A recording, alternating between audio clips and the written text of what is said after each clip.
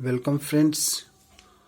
CTT 22-23 की तैयारी करने वाले आप सभी विद्यार्थियों, परीक्षार्थियों, अभ्यर्थियों का बहुत बहुत स्वागत है हमारे इस YouTube चैनल एजुकेशनल प्लेटफॉर्म में।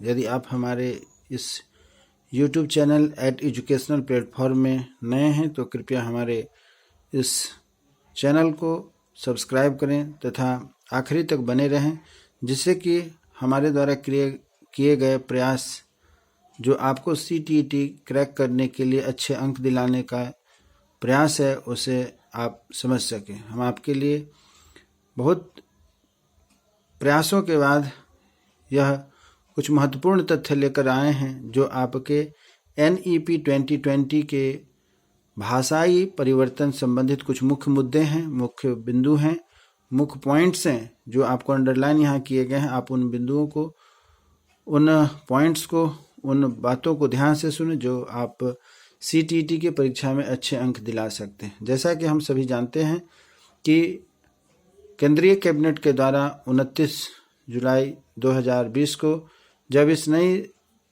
राष्ट्रीय शिक्षा नीति को हम सबों के सामने आया था, उस समय इस वर्तमान सरकार का यह उद्देश्य था कि जो 34 वर्ष पुरानी चली आ रही शिक्षा की यह राष्ट्रीय नीति है, शिक्षा नीति है, उसको कैसे सुधार किया जाए कि आने वाली पीढ़ी जो हमारे बच्चों की है शिक्षा के प्रति उनके लिए बड़ा ही कारगर हो, सफल हो तथा उज्जवल भविष्य के लिए उपयोगी हो।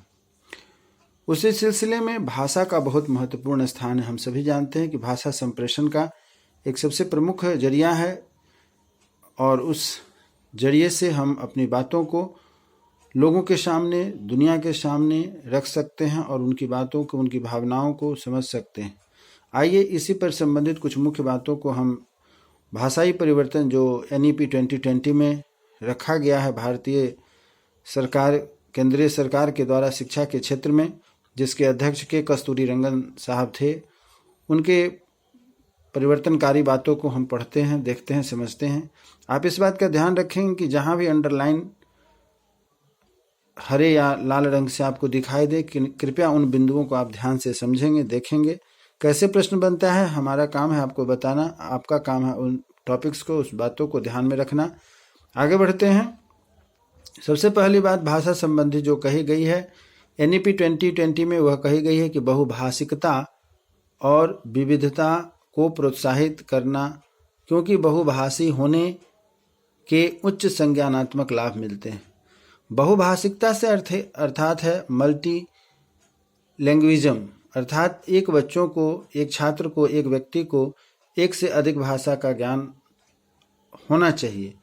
एक से अधिक भाषा, पहली भाषा तो हम जानते हैं कि मातृभाषा होती है, दूसरी भाषा हमारी एक रीजनल भाषा होती है, प्रादेशिक क्षेत्रीय जिसे हम कहते हैं, और तीसरी एक विश्व स्तरीय भाषा भी होती है। इस तरीके से हम कई भाषा को जब सीख लेते हैं, मल्टी लैंग्वेजिज्म सीख लेते हैं, हो जाते हैं, तो इसका लाभ हमें वर्तमान के साथ साथ भविष्य में भी मौका मिलता है। यहाँ पर एक बात कही गई है, उच्च संज्ञानात्मक और विविधता। तो पहला तो हो गया कि बहुभाषिकता। आपसे परीक्षा में पूछा जाएगा कि बहुभाषिकता का अर्थ क्या होता है।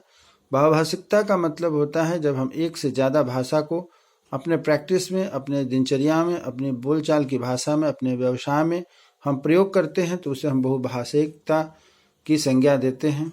और विविधता, जैसा कि भाषा के क्षेत्र में बहुलता है तो निश्चित रूप से उसमें विविधता भी होगी, और जब विविधता होगी तो हम आगे बढ़ सकेंगे, अर्थात हमारा जो व्यापार करने का, पढ़ाई करने का, दैनिक जीवन जीने की जो दिनचर्या होती है उसमें काफ़ी परिवर्तन होंगे। क्योंकि जब हम पढ़ाई करेंगे तो हमें अपने प्रदेश से, अपने राज्य से, अपने देश से बाहर जा कर के काम करने का मौका मिलेगा। वह तभी संभव है जब हम एक से अधिक भाषा को सीख सकेंगे। यदि केवल हिंदी भाषा सीख लें या केवल इंग्लिश भाषा सीखें तो उससे हमारा विकास नहीं होगा। इसके लिए हमें बहुभाषिकता को भी ध्यान देना है। और बहुभाषिकता जब हम सीखेंगे तो बहुत सारी बातों को, कल्चर को, संस्कृति को, सभ्यता को सीखेंगे। इसलिए यहाँ पर विविधता की बात कही गई है। संज्ञानात्मक मतलब हमारा जो मानसिक विकास है वह काफ़ी आगे बढ़ेगा। अगली बात जो कही जा रही है वह है कि बच्चों की शिक्षा का माध्यम कम से कम 5th क्लास तक जो हो, 5th क्लास से लेकर पहले 5th क्लास तक थी, अब 8वीं क्लास तक की घर की भाषा अर्थात मातृभाषा में, जिसका हम अधिक से अधिक प्रयोग करते हैं, अर्थात हिंदी भाषा में होनी चाहिए, जो हमारी मदर टंग होती है। हम सभी जानते हैं कि हिंदी हमारी मातृभाषा है और यह पहले के जो NEP था उसमें बताया गया था कि 5वीं क्लास तक, लेकिन उससे बढ़ा करके अब 8वीं तक कर दिया गया है। और हमारे घर की जो भाषा है उस भाषा का प्रयोग करते हुए मदर टंग के रूप में हमें स्थानीय भाषा का, अर्थात जहाँ मातृभाषा के साथ साथ स्थानीय भाषा का भी हमें प्रयोग करने को कहा गया है, जिससे कि हमारा भाषा भी उत्कृष्ट होगा और हमारी व्यवहार में भी उत्कृष्टता की ओर बढ़ेगी। इसी तरीके से आगे बढ़ते हैं। तीसरा पॉइंट, भाषा के क्षेत्र में क्या कहा है NEP 2020 ने। राज्य विशेष के रूप में भारत में अलग अलग राज्यों में 3 लैंग्वेज फार्मूला को अपनाए जाने के लिए इस फार्मूला में लचीलापन रखा जाएगा। जैसा कि मैंने ऊपर आपसे कहा था कि केंद्र सरकार ने इस बात का ध्यान रखा है 3 लैंग्वेज फार्मूला। आपसे परीक्षा में पूछा जाएगा, परीक्षा में प्रश्न बनता है 3 लैंग्वेज फार्मूला क्या होता है, अर्थात 3 भाषा फार्मूला क्या है। तो त्रिभाषा सूत्र के अंतर्गत जो हमारे सामने यह बात NEP 2020 के द्वारा निकल के आई है वह है कि पहली भाषा, जैसा कि मैंने आपको बताया, हिंदी होनी चाहिए मातृभाषा। दूसरी भाषा के रूप में हमें इंडिया में संस्कृत को बढ़ावा देना है तथा तीसरी भाषा के रूप में हमें एक रीजनल लैंग्वेज या क्षेत्रीय भाषा का भी विकास करना है। 3 भाषा से अभिप्राय यहाँ त्रिभाषा सूत्र से अभिप्राय है। पहला हिंदी भाषा, दूसरी है संस्कृत भाषा और तीसरी है हमारे रीजनल लैंग्वेज, राष्ट्रीय प्रादेशिक भाषा।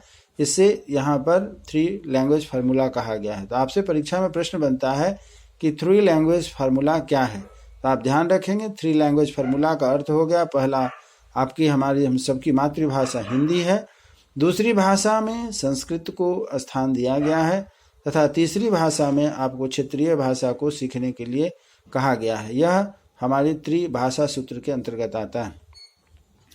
भाषा को लेकर अगला जो पॉइंट बनता है वह यह है कि कक्षा 6 के लिए एक अतिरिक्त भाषा के रूप में शास्त्रीय भाषा अर्थात क्लासिकल लैंग्वेज को भी सीखने के लिए स्थान बनाया गया है हमारे NEP 2020 में। तो कक्षा 6 के लिए एक अतिरिक्त भाषा अर्थात जैसा कि आप जानते हैं कि शास्त्रीय भाषा क्लासिकल लैंग्वेज में कुछ भाषाओं को विशेष स्थान दिया गया है और उन भाषाओं का उदाहरण हम आपके सामने रखते हैं। क्लासिकल भाषा में जो कुछ भाषाएं हैं वे इस प्रकार हैं, जैसे कि तमिल भाषा, तेलुगु भाषा, कन्नड़ा भाषा, मलयालम भाषा, उड़िया भाषा और संस्कृत भाषा। ये कुछ भाषाएं हैं जिन्हें कि हम शास्त्रीय भाषा के रूप में जानते हैं और संविधान NEP 2020 में यह कहा गया है कि बच्चों को क्लास 6 के लिए ही नहीं, क्लास के ऑनवर्ड जैसे जैसे हम ऊपर की ओर बढ़ते जाते हैं उन्हें इन भाषाओं को भी सीखने पर ध्यान दिया जाना चाहिए तथा इस बात पर जोर दिया जाना चाहिए कि हिंदी और संस्कृत के साथ वहाँ पर क्लासिकल लैंग्वेज जैसे कि तमिल, तेलुगु, कन्नड़, मलयालम, उड़िया और संस्कृत भाषा भी आपको सीखनी है। तो आपसे यहाँ पर प्रश्न यह बनता है कि किस क्लास तक के छात्रों को कहा जा रहा है शास्त्रीय भाषा सीखने के लिए।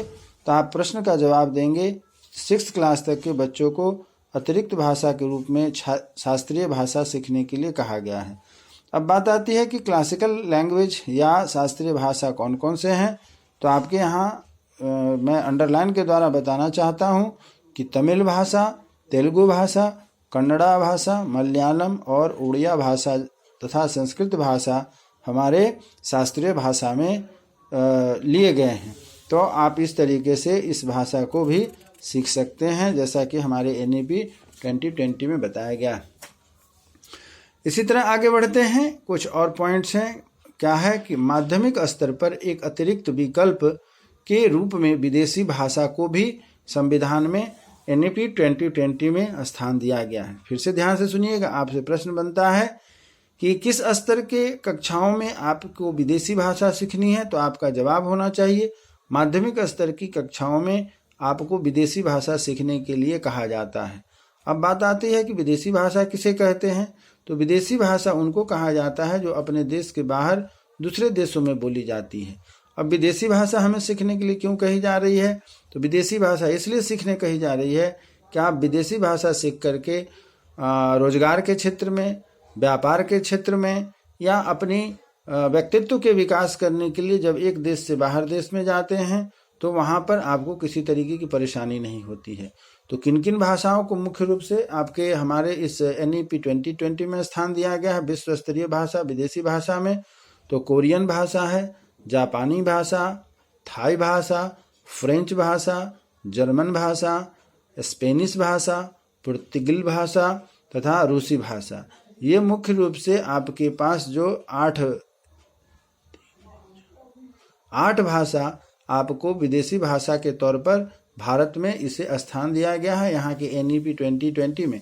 ऐसे विश्व में बहुत सारी भाषाएं हैं जिसमें कि हमें बोलने आना, समझने आना तथा उसका प्रयोग करने आना चाहिए, परंतु मुख्य रूप से जो हमारी NEP 2020 में इन 8-9 भाषाओं को स्थान दिया गया है।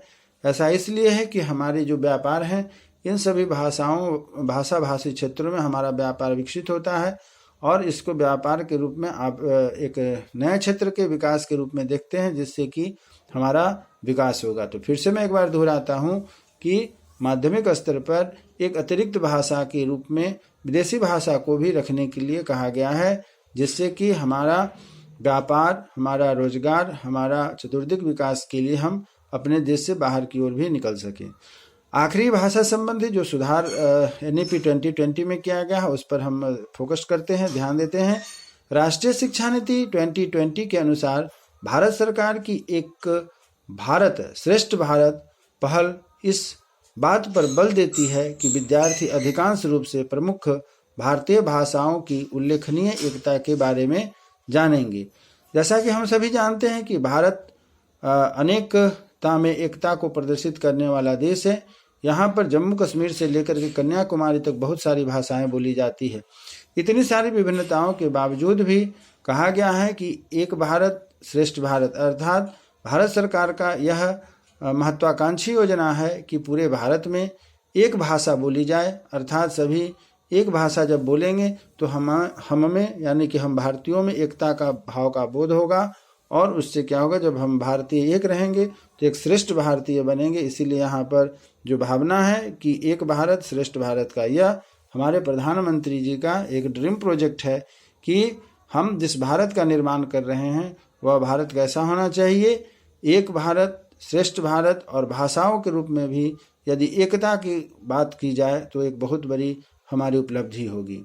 मैं उम्मीद करता हूँ कि आपको यह NEP 2020 में भाषाई संबंधी जो विशेष प्रावधान किए गए हैं, परिवर्तन किए गए हैं, आपको मेरी बात समझ में आई होगी तथा आप अपने इस CTET 2022-23 की तैयारी के लिए प्रमुखता से ध्यान देंगे। इसी उम्मीद के साथ कि आप हमारे इस चैनल को सब्सक्राइब करें जिससे कि अगले भाग में जैसे ही NEP 2020 का मैं अगला भाग आपके पास लेकर के आऊँ सबसे पहले आपको नोटिफिकेशन मिले।